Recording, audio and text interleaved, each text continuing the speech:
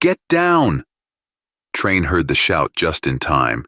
He barely had time to duck behind the rusty stump of a broken garbage collector before a whistle blew over his head. A plasma capsule struck the wall behind him, leaving a large charred hole in the intricate but unreadable logo of some teenage gang. Grunting, Train pulled out his discharger, though he hadn't quite figured out who was shooting at him or from where. Before he took a chance and peeked out from behind his cover, he looked around and saw a figure in a familiar black and yellow jumpsuit a few meters away. The man was lying behind some crumpled, rusty container, inserting a new clip into a large discharger. Klaus? The man raised his head and bared his large, yellowish teeth in a grin. Then he lifted his arm with the discharger out from behind his hiding place and fired a long burst in the direction of the mysterious gunman.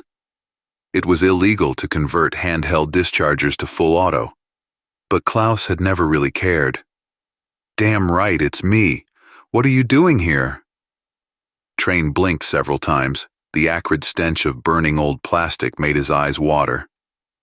Some murky guy was offering 200 power cells for the raiders, like from decommissioned Navy surplus for next to nothing. They can be modified to fit our tugboats, so I came to take a look. Alshin? Thrain looked at Klaus in puzzlement. Some scraps and wisps were stuck in his thick, graying beard, making Klaus look like a drunken Santa. Yeah, how do you know? He contacted me this morning. Klaus grinned again. He called me too, only he didn't offer me energy cells. He offered me 3 cases of handgun magazines. Guess where from? Navy surplus, I suppose. You got it. Klaus rolled onto his stomach. Hey, I think it's getting quiet. We can't just lie here forever. Before Train could answer, Klaus jumped up to his full height and pointed the discharger deep into the junk-filled old dock. Train, cursing, jumped up next, ready to duck back in anticipation of more shots. It was quiet, however. Klaus was already walking confidently with his heavy, sprawling gait toward the far exit of the dock. The floor was strewn with random junk, crunching under the massive soles of his army-style boots. It took them about 3 minutes to get there. Something tells me that there wasn't any leftover merchandise here to begin with, Klaus said. Neither was Alshin himself, Train added.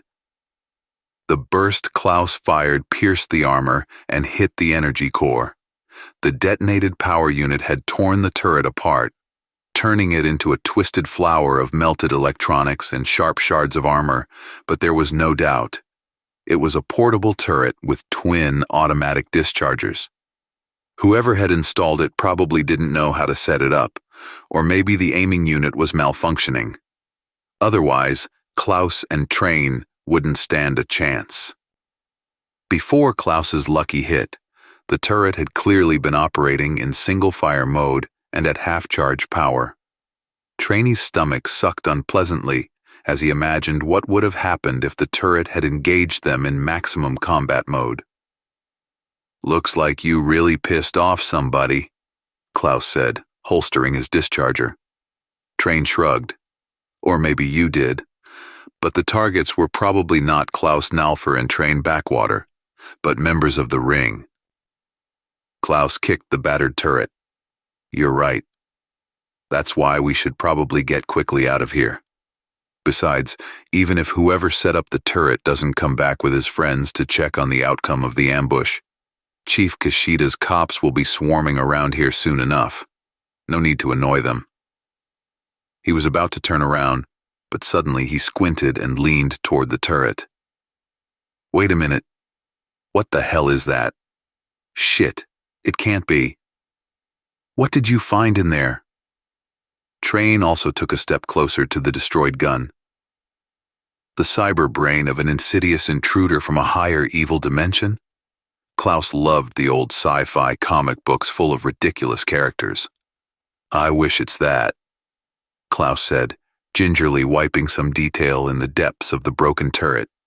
This would have been a much better option, believe me. Looks like you and I are in some pretty serious shit. Maybe the whole station is in some serious shit. and he pointed to his find. It was a pivoting console on which the twin dischargers were mounted. The dischargers had melted, losing their original shape, but the console had survived.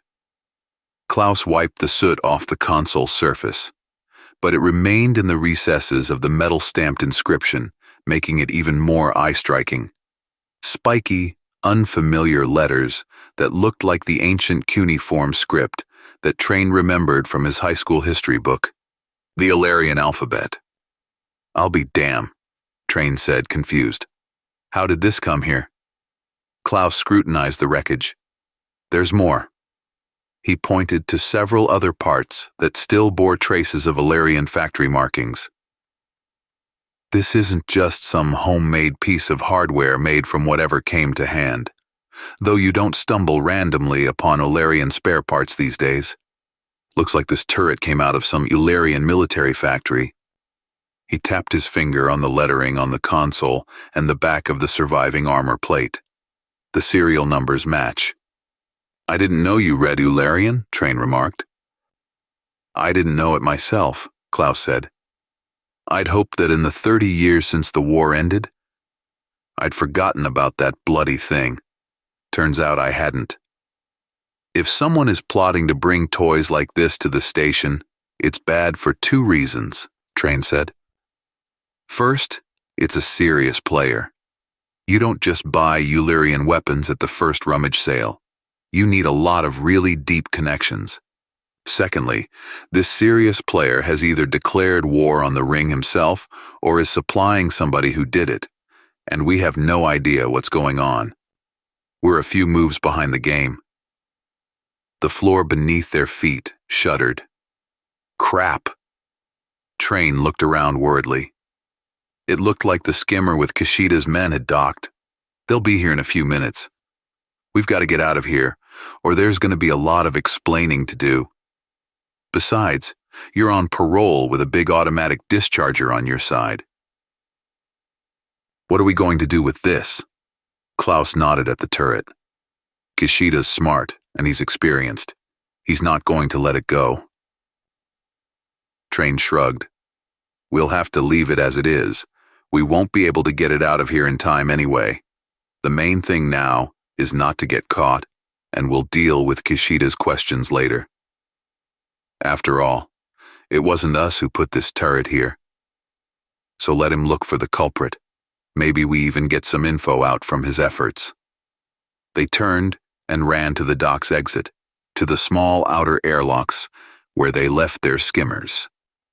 As the airlock doors closed behind them, heavy footsteps rumbled at the far end of the dock, and the first cops appeared at the broken turret.